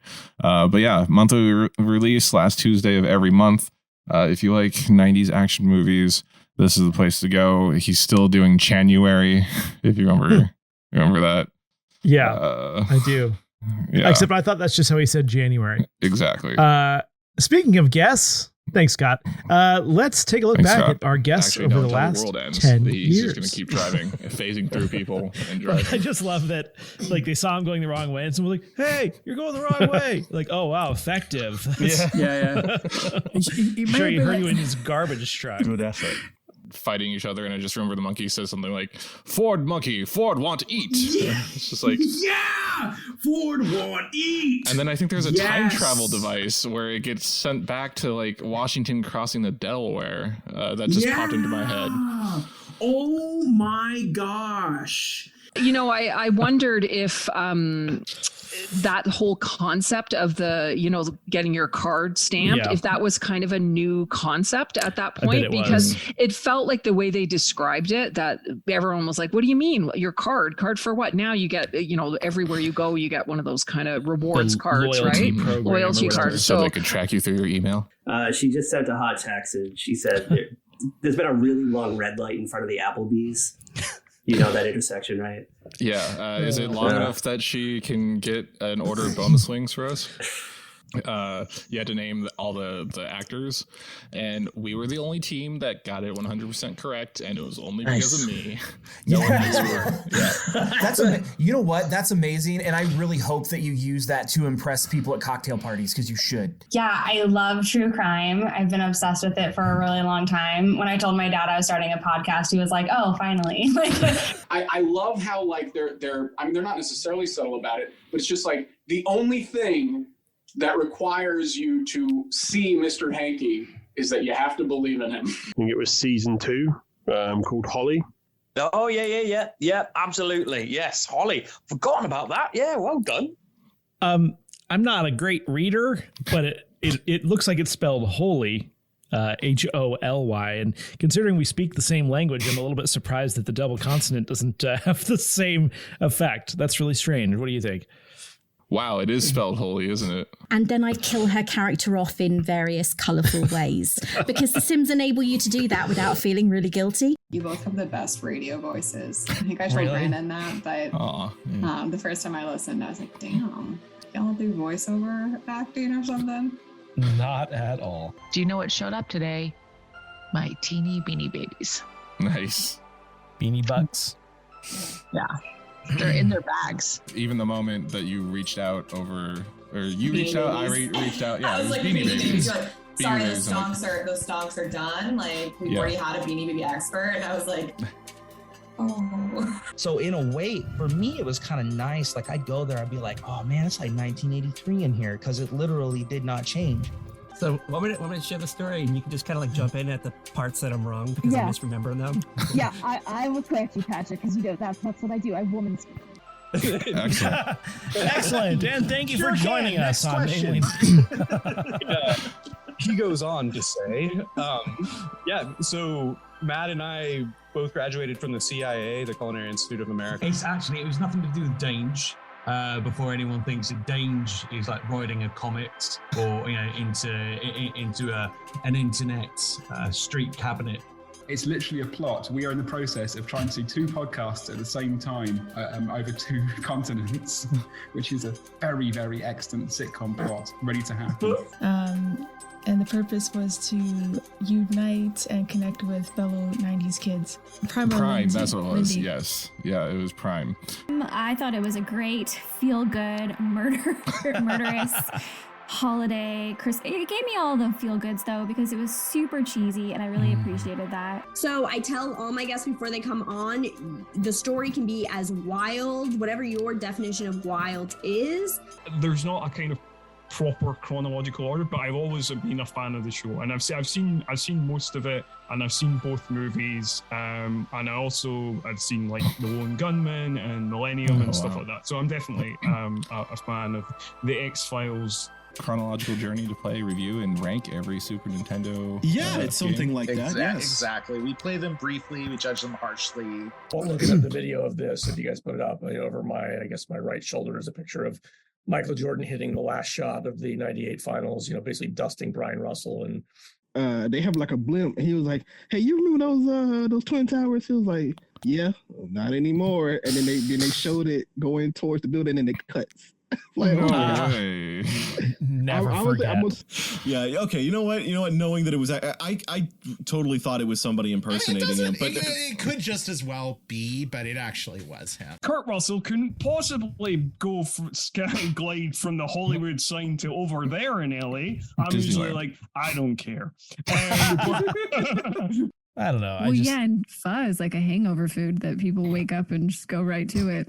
Yeah. There's actually a pretty elaborate theater district there. So there are a lot of know that. Yes, there's a pretty good Broadway nightlife there. It's not New York City, of course, but would you wear a Fruit sombrero, Taylor? I mean, if you could pull off making it, I'm not even sure how you would construct that thing in the first place. Well, I guess I'm somewhat self-hating, and I saw it as a way of inflicting pain on myself. Jane, you insufferable bitch, for some reason. Wow. No, it's Jane, you ignorant slut. That's what it is. Yes. Yes. This was the 1970s. I misremembered. Apparently, I thought. Kayla's family used to just throw McDonald's wrappers out of the car on the freeway. The story keeps getting more and more embellished. That is literally the only thing I said. Specifically McDonald's wrappers? It was specifically McDonald's wrappers out the window. We've watched some real crap. We've watched some of the yeah. Yes. Yeah. So you've been on both like the worst episode and probably one of the better. Yeah, like the Power Rangers episodes. one is guilty of many of the things we talked about in the worst way possible. Mm-hmm. Podcast of horror. No. No, I don't even know what I'm doing. 12 Days of Christmas Special. 12 Days of Christmas Special. It is later than usual. We're professionals. Who's Anyhow, joining us today, Andrew? Today we have Scott Murphy of All 90s Action All the Time and New Horror Express. No, it's the synopsis that I kept up. No, it's my fault. It's the synopsis that I kept up for ages, even well past its sale by date. That one. That's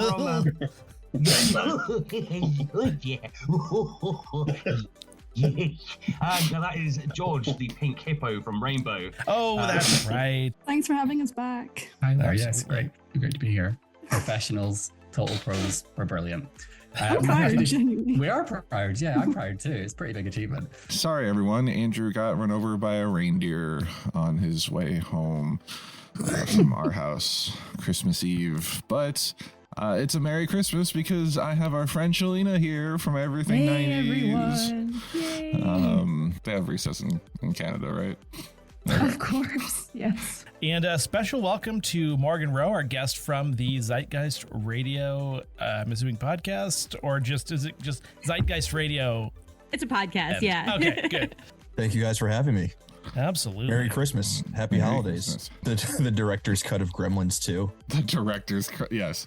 Give us the original director of Gremlins and their take on Gremlins 2. Thanks, guys. Thanks for having me again. This is becoming the only holiday tradition that I'm looking forward to. We have Patrick M. Dunn from a very special podcast joining us for a fourth time.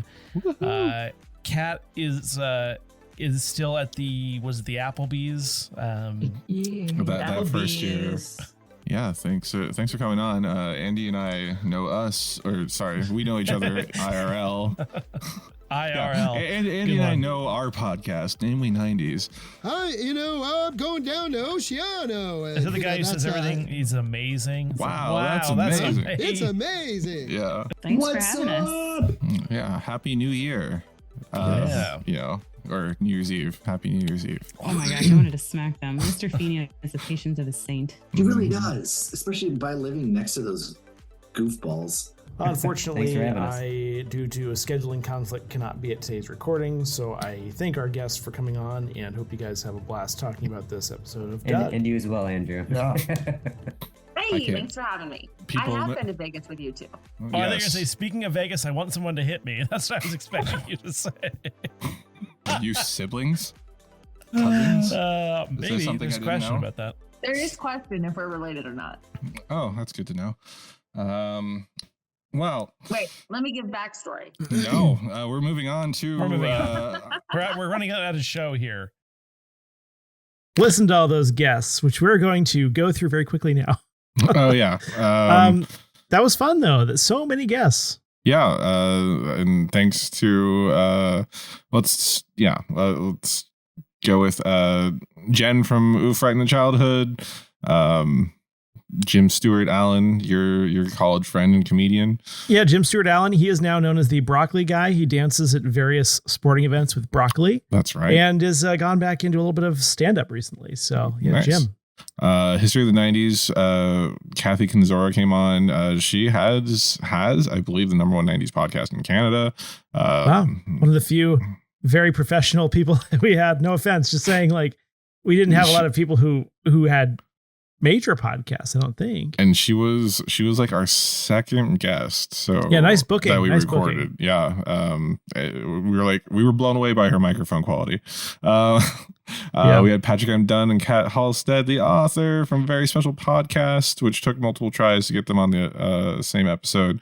Kat has been in the Applebee's for 5 years, just Yeah. just pounding Long Island iced teas. Yeah, she made it in sometimes. She did make it in other times. Watching Comics podcast, Jake and Mitch. We had fun with those guys. I enjoyed them. Yeah, I wish would have lasted longer. What's wrong with them? Adair, she's I think she got her master's and is like lecturing. Oh, very cool. Yeah, or True Crime Diagnosis Podcast. PhD. Yeah. Mike and Raph Mike and Raph from Straight to DVD. Raph came back on 2 or 3 times over the years. The VHS Strikes Back, Dave and Chris. I think that was 90210 episode. I enjoyed that one. That was such a wacky thing. I remember that episode. That was fun. Yeah. That's basically the 80s. Chris and Corey. Of course, Gaz and Dange from the Insanely Dangerous Retro Pod Show. We already talked about them a few times and our synergy. But Gaz is going to be stepping away from the show in June, but Dange will be keeping the pod going. Gaz's last 3 episodes, I believe, are dropping new every Wednesday or Thursday, depending on the UK timing versus US timing. So check that out and give them some love. We had Ray from the UK the podcast was called Not Before Coffee, a bookish podcast. It's been renamed Being Bookish and is ongoing every other Tuesday right now, starting this week. Who could forget the wife, aka my wife, and Brandon's friend? My wife. Sad to say, the divorce is just being final. No, I'm just kidding. No. Let's see. Janelle from That Girl Got Ghosted joined us on the podcast of Horror 2, which was our Hocus Pocus episode. Yeah, she was still a part of the True North Collective at that time. And I'm going to her wedding in June. Wait, no, that's Brandon. Yeah. Brandon is going to her wedding in June. We had Bianca from Please Don't Kick Me Out. She had that cool Guy Fieri thing, wedding hosting thing. I thought that was cool. Jerry from Totally Rad Christmas. We had Milo and Jamie from the 80s and 90s Uncensored. Jamie came back a couple times. Yeah, Jamie was fun. I enjoyed every time Jamie came on. We had fun. Yeah. Sorry we had to cancel your Christmas tradition this year. Yeah, I know. We had Matt and Brendan from Unchefed. I remember them being a lot of fun too, actually. Yeah, it was nice having like a change of like. Yeah, I enjoyed that. A food podcast. We had Claire, John, and Gareth from Everyone Dies in Sunderland. Of course, Shalina from Everything 90s. We heard her give us a goodbye message earlier. We had Nikki Young from Serial Napper, True Crime Stories for Naps. Her podcast is still ongoing, weekly Fridays. Shalina's most recent episode came out earlier this month. Make sure you go check her out. Rocky Powell, we read one of her reviews for us. Wild Nights with Rocky Powell. Still ongoing. Okay. We have Scott Murphy from All 90s Action All the Time. Just heard from him. We've had him on for multiple years, and we were on his podcast a bunch too. So check out All 90s Action All the Time. Snescapades just ended at the end of last year. Emmy Zero and Chase Keys. Shout out to them. You want to take any of these? Yeah, I'll take this on here. So Prime Nostalgia Podcast. We had Prime on. That was something that happened. Sorry. Wisecracking Blonde Comedy / Trivia Podcast with Christina. The Wisecracking Blonde. Yeah, Lauren and Matt from Hops Geek News came on. They continue weekly on Mondays. Taylor. Hops Geek News still going strong. One of my favorite Twitter accounts to follow right now. Nice. They were going to send in a message in, but I think I asked too late. Yeah. Taylor from Guest Speak joined us. Geek Speak. Sorry. I had guests on the brain. Tej, I believe is how that's said, from That Cartoon Podcast. Mm-hmm. Sam and Callum of One of Us is Bored. I think they came on a couple of times, a few times. And that show continues weekly on Mondays. Oh yeah. They do their monthly themes, which is fun. Not a January, but their Twilight one. I forget what they called it, but it made me laugh. Morgan from Zeitgeist Radio. You know Morgan in real life? Yes, she's our musical improv accompanist. That's coming out every Monday. And then Raph joins us again. It's monthly. Sorry? Monthly. Sorry. I saw Monday. Raph Stitt making another appearance from the Canon, an essential movie watch list from Screen Age Wasteland, which comes out Wednesdays. And we actually did a guest spot to talk about the Shawshank Redemption. That was a good episode. That was a great episode. That was, I think, the end of season 1. And then he got picked up for season 2, season 3, or maybe it was season 2. Lastly, the last couple of months, we got Andy from the Cowboy Jeff and Andy podcast, also an IRL friend of you. Oh, yes. And he listens to the podcast too. We've got Nick and Jim of We Thought This Was Good, who talked about The Sandlot on their last episode, right? I don't think you got to meet them because that was the episode where you had to record prior to. Hope they come back for season 2. Their last episode was The Sandlot. And we also had that author who wrote the time travel book about sports. Of course, we had Janelle on. Did we already talk about Janelle? I don't think Janelle, she came on. Janelle. She was on for Podcast of Horror 2, where we watched Hocus Pocus. And then, of course, Rachel, who I guest hosted this year. That's right. And I hope this will play. This is from Janelle. From Janelle. Maybe. Hey, Brandon and Andrew. This is Janelle and Josh here to congratulate you on 5 years of the Namely 90 podcast. That's like no joke. That's a lot of years. 200 plus episodes. Bravo. That's a lot. Brandino, Andrew, love listening. Great pod. Brings me back to the glory days. We really peaked in the 90s. I don't know what we did the next decade, but yeah, the 90s were really our glory days, and I love visiting it. And then, that was, Janelle's fiance. She got out of That Girl Got Ghosted, and that was great. That girl is getting hitched. Appreciate that lovely message. Yeah, thanks, Janelle and Josh. Well, I think it's about time you're not ready yet. Sorry. Yeah, go for it. I think it's about time we took a look at season 3 with this clip package. Oh, you're right. I wasn't ready for it. Y'all ready for this? No. Just no. All right, let's go. So, okay. Give them some love. Go check out their stuff. And it was go check another out our fun Christmas year. specials if you missed them. Bummed I missed 2 of them, but it's just life these days, I guess. So, but yeah. And we're starting season 3. I guess so. Yeah. More or less, we're gonna be stepping away from the deep dive episodes in the every other format. We're gonna retool everything so it all comes back together, and try to incorporate the deep dives back into the main formula, and return to kind of a more survey friendly show, so that we don't have to just one of us talks for 40 minutes on a subject the other one wants to kill the other for.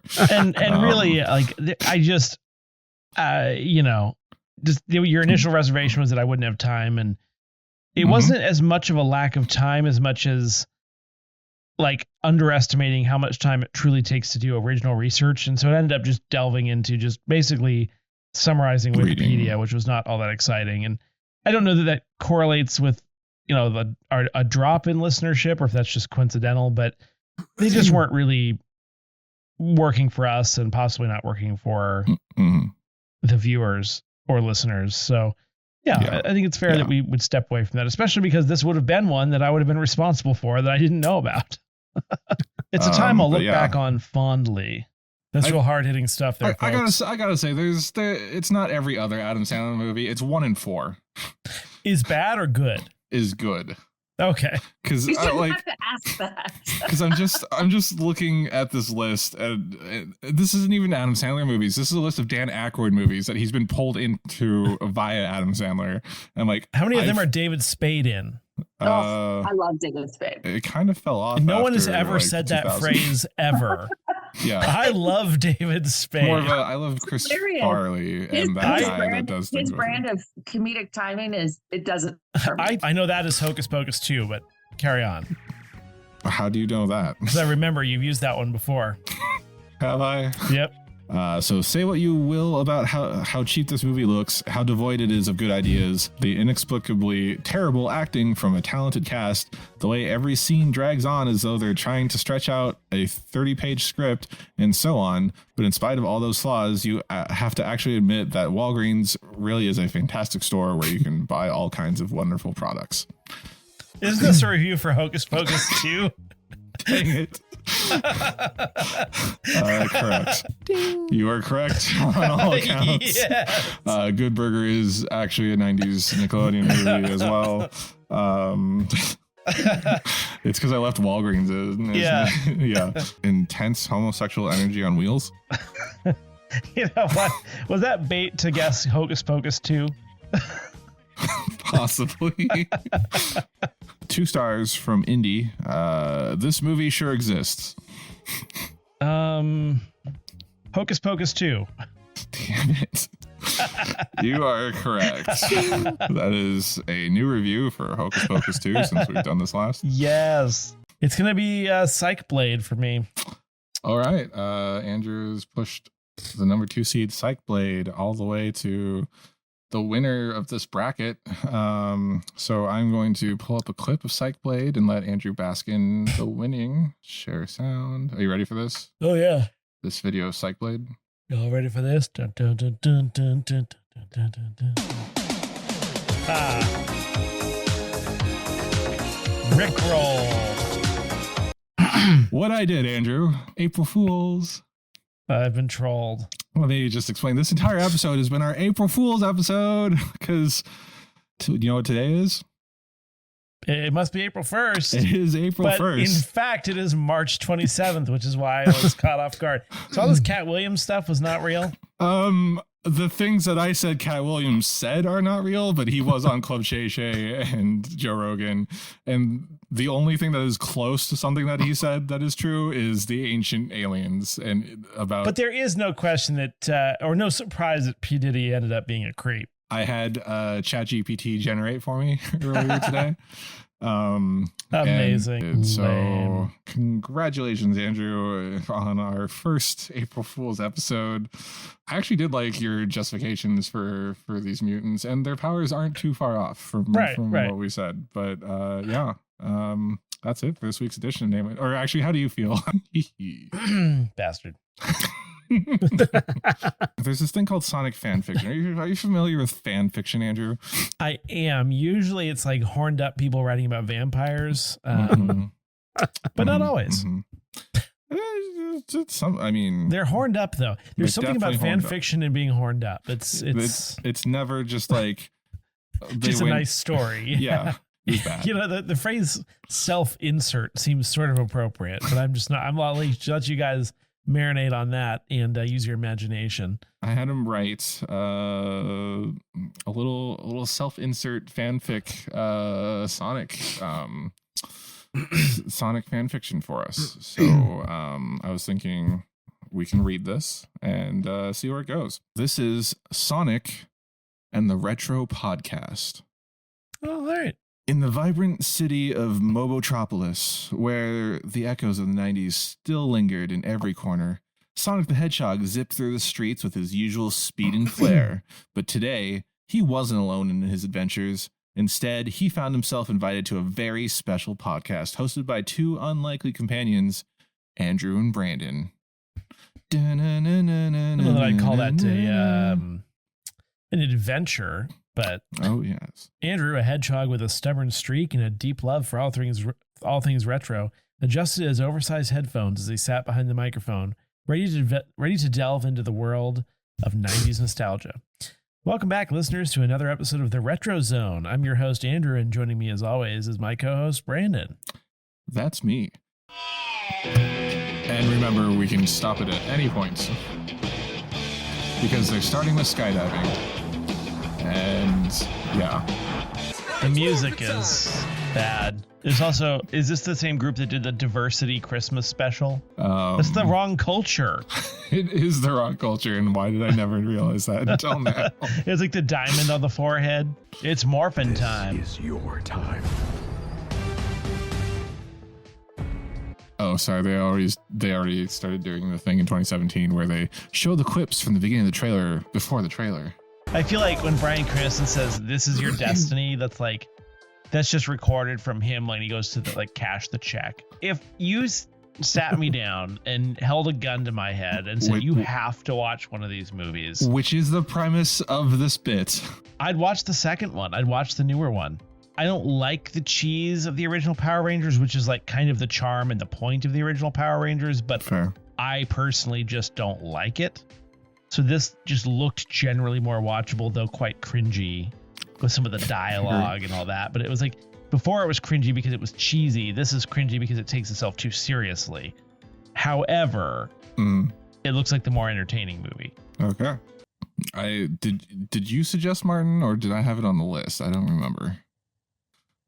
You had it on the list. Okay. And to be fair, to be frank, I picked Martin because I figured you guys needed someone who had a bit of the cultural connection to Martin instead of, I don't know, just having some like white guy come on to talk about Martin with you guys. Three white dudes talking about Martin would have been. I mean, to be fair though, I was typing Martin into was it HBO or on Max? Yes. I typed in Martin, and I legitimately did not know if I was getting Martin Short or Steve Martin. And then I was surprised to see that it was Martin Lawrence. I had no inkling of which Martin or who this was. I really didn't. Okay, well, yeah, that's like really white. Yeah. Yeah. So thank you for saving us. I surely did not. Is Martin Lawrence? Yeah. Yeah. Yeah, I think we both had the same reaction to Bob Barker dying, which was he did. He's alive? Yeah. Like I had no idea. Like he no was offense alive. to Bob Barker, like ripped to the max, man. But he retired in 2000. I think it was 2007, 2008, from The Price is Right, and he has not been in the public eye for the last 15 years ish. Like that's how I learned Bob Barker had died. I was like, oh, that's cute. She's posting a Happy Gilmore photo. It was like her and Adam Sandler and Bob Barker and it's like ripped to the max. You're like, yeah, oh. it's like, oh. Anything else about Bob Barker ripped to the max? Price is Right. I have a very special rip to the max tonight. 104. Oh, that's unfortunate. Rip to the max to Star 101.5 with Kent and Allen in the mornings, which has just switched formats to Hank FM, which is real country with real something or another. I forgot that. I forgot the thing, the quote or whatever. But just a lot of Beyonce. Star 101.5 has ceased to exist. The ones that to me seem the most important are both Spielberg flicks. Yep. Schindler's List, Saving Private Ryan, like to the effect that people like war veterans had to leave the theater at the beginning of Saving Private Ryan. Mm-hmm. Like that speaks to the authenticity and the storytelling and the effects and all that. Plus it led to like Band of Brothers. Yeah. Schindler's List is more of a slow burn, but also very important and a good movie. Slow burn. I swear to God, I did not mean it that way. Meaning like, it's a very haunting movie. I know. But at the end of it, you're like, I'm glad I watched this. I had to jump on this. And I swear to God that that was a total like coincidence. I made that comment. I swear to God. Wasn't Titanic too soon? Just kidding. I mean, we were still in the same century. Yeah, Kevin Costner, Dance with Wolves. I think Dance with Wolves is a great movie. It's probably too slow for you as well if you were complaining about Forrest Gump. I mean, all of these are excellent directors and undeniably good movies. Yeah, and only one is a horrible person. Which one is that again? Mel Gibson. There you go. God, I can't say anything right. This is a disaster. Although Braveheart, I mean, that was a good movie. And then there's a lot of people out there that love American Beauty. See, the thing that's frustrating is normally I would like my brain would come up with these puns and I would think about using them and then think better of it. But in this case, I'm not trying to do any of this, and it's driving me crazy. So I would just like to apologize to the entire Jewish community. I swear to God, I can't emphasize enough that like normally I'm all about the wordplay for the comedy, not in that situation. I just chose a very bad descriptor for that movie. And I'm very sorry. And yeah, I think I admitted this on the last anniversary special or 4 year. I definitely like we could have just walked past that moment.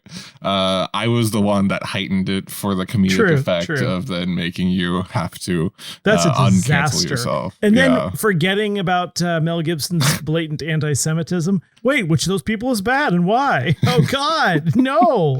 Okay, well, anyway, that was a disaster. I'm so sorry. Otherwise, season 3 was great. Yeah. Started with episode 185, 90s fitness and rollerblading movies, which I think we recorded the previous year. So first recording of season 3 was 186. And then let's see, we did the Namelies was kind of the big thing from season 3. We did like all the like different award ceremony shows, which that last clip was from, to decide like the definitive of each like decade, I guess, or of the decade or each year. I don't remember exactly what we did. But yeah, it was basically just the variety shows format from season 2. Yeah. And then, as we said earlier in this podcast, you kind of pitched ending Namely 90s kind of early on in season 3. And then we went another year to a year and a half. Whoops. Yeah. So, listening back to that clip package, like we definitely did some good stuff in season 3. Yeah. I think I'm still proud of that season.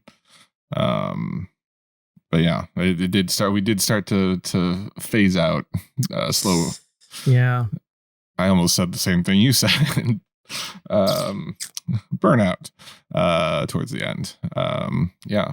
And then we have one final goodbye from, you'll hear in a moment. Should I fear you? Hey, Brandon and Andrew.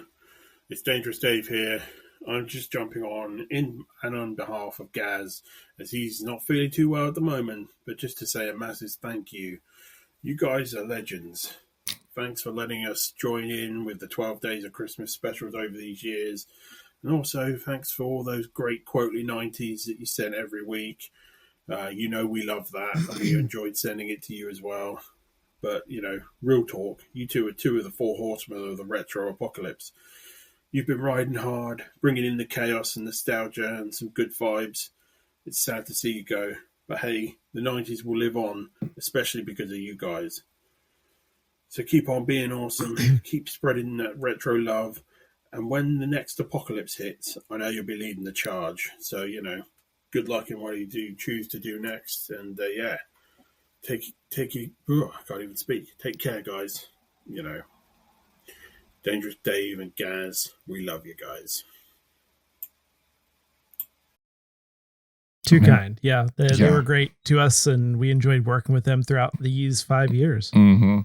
Which, my favorite part was that it started as our first, I think it was the first Christmas specials where we couldn't set up a time. So they just pre-recorded their thoughts on the episode that we watched. And then we kind of just played off of each other. And then they taught us the meaning of tossing off.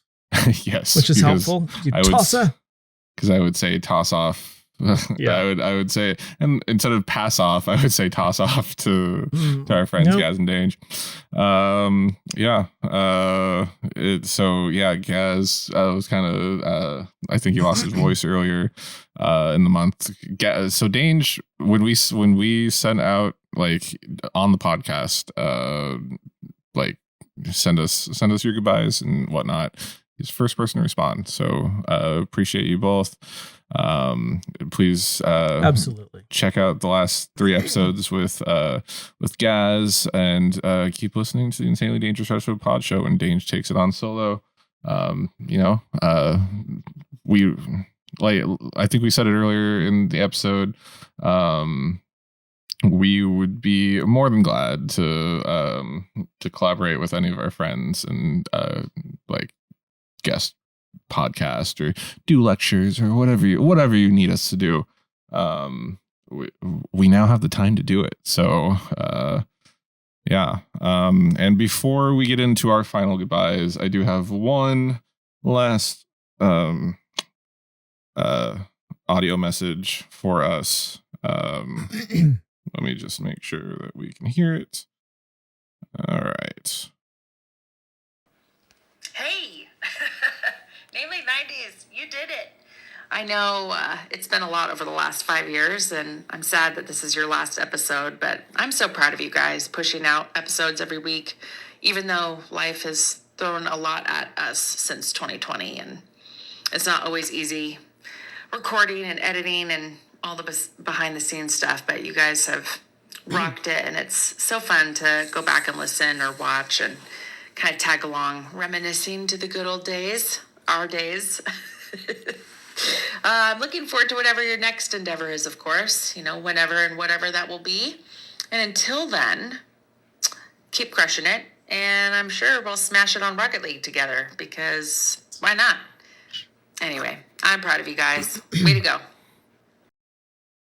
Thank you, Kayla. Yeah, that was lovely. Yeah. We definitely weren't arguing about how she could send a message last minute before I came out here. And I was I declared her Android phone a piece of garbage because the voice memo function is horrendous. Well, we figured it out. Hopefully I balanced out the volume on that. No, it sounded fine on my end. So. Oh, good. Yeah.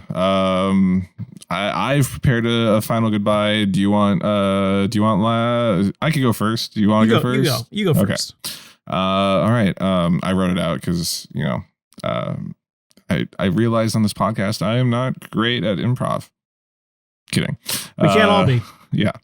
I just wanted to take the time to thank everyone who's listened to the show, whether it be once or all the way to every episode.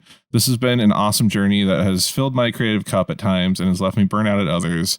It started as a project to do something while floundering through the pandemic and staying isolated while connecting over the internet. This is not the first project Andrew and I have done together. Sorry, line break. This is not the first project Andrew and I have done together, and it won't be the last, but it will be one to be remembered for how long it has lasted. I did take over production and editing a couple episodes in and have not relented since. While the creative has been split, as well as some writing during season 2, it has been trying at times to get things done. But Namely 90s have been a labor of love from the get-go. And again, thank you to our listeners, friends, and family that have supported our silly little podcast, the podcasting friends we've made along the way, and most importantly, thank you, Andrew, for putting up with me as co-host for the last 5 years. It's been a blast going from trying to make you laugh to referencing things you don't know to playing off you as your straight man every episode. I hope we get to do this again in the future. Thanks, man. Yeah. Yeah. Well, thank you. As I've said many times over the course of this episode, it truly would have fizzled out after a few weeks, like many of our projects, because I usually try to take the lead on projects, but what we've learned is I'm a bad project manager. You're the vision guy. Sorry. But anyway, yeah, I mean, just the amount of work that went into it. I know if I had been in charge of that, something would have fallen off. So I really appreciate that. And I know, sometimes we argue like an old married couple, but this is fun stuff. And, it was hard when you had to move away. And now this was like a great way for us to be able to connect, especially through COVID. It really showed us that you still can hang out with your friend over Zoom, as it turns out. It's not as rewarding as in person, but we still do that too. Yeah. So thank you to you, of course. Thank you to everyone who listened, who participated. It was always hard not, just talking into a vacuum, not really hearing anything. But I think really it was the other podcasters who stepped up and were like, hey, we're listening and we like this project you're doing. Of course, I have to thank my family for putting up with me disappearing. Well, first of all, hiding the podcast for an entire 6 months and recording from my car, recording from a rental office, recording from any such place. But I just wanted to make sure it was going to be a thing before I was like, hey, guess what? Because I didn't want to hear oh, great, now you're doing this project. You know what I mean? Like, it's very much, I wanted to make sure it was legitimized and serious before I shared that so that it wasn't another thing that I started and finished. So, of course, to Kayla, big thank you for just putting up with me and everything with this podcast. Even tonight's recording, of course, just timing was tough. I was traveling in town and all that. My kids, my oldest who likes to listen to the podcast, I'm like, we do say the F word in there quite a bit sometimes. And then the rest of my extended family who probably stopped listening because we're too liberal for them. It is what it is. Yeah. So, I mean, this has just it's been a lot of fun. I'm sad to see it go. A lot of great memories, but something new will take its place, as with life. That's what happens. So anyway, thank you to everybody. It's been great. All right. And that's it for this week's final edition of Namely 90s. You can still find us on Instagram, Bluesky, and YouTube at Namely 90s with 90s. And, tell us to come back in the future. Finally, you can contact us through our website, namely90s.com. But honestly, it's a lot of spam and I don't look through carefully enough. Make sure you big headline that says, hey guys, love the show. Please subscribe to us, I guess, still like on Apple Podcasts, Spotify, YouTube, Audible, The End, Pocket Cast, Castbox, iHeart Radio, Good Pods. I think this is an older one, and wherever you get your podcast from, because, if we do a project in the future, we'll most likely drop a trailer on there. I'm Brandon, that's Andrew, and we'll catch you